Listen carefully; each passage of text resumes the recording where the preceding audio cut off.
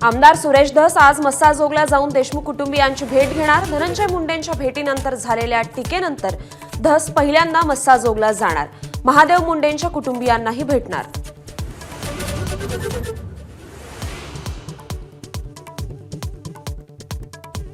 संतोष देशमुख हत्या प्रकरणात धनंजय मुंडेंनाही सह आरोपी करा, मनोज जरांगेंची मागणी। मस्साजोगला जाऊन गावकऱ्यांशी केली चर्चा।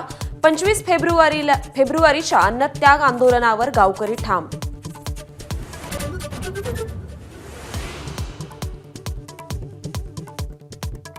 अमित शहा आज पुणे दौऱ्यावर। नाशिक आणि रायगडच्या पालकमंत्री पदाच्या तिढ्यासंदर्भात तिन्ही नेते शहांसोबत चर्चा करणार असल्याची सूत्रांची माहिती।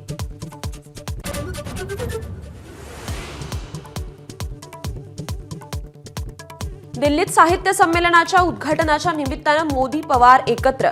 मोदींनी पवारांसाठी खुर्ची केली पुढे, पाण्याचा ग्लासही दिला। पवारांकडून नेहरूंची तर मोदींकडून संघाची आठवण।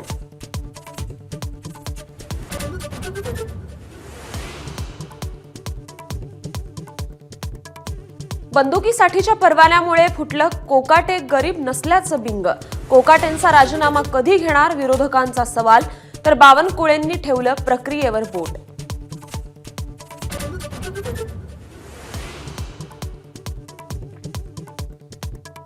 पुणे महापालिकेच्या 1,500 कर्मचाऱ्यांना आयकर विभागाकडून 45 कोटींचा दंड।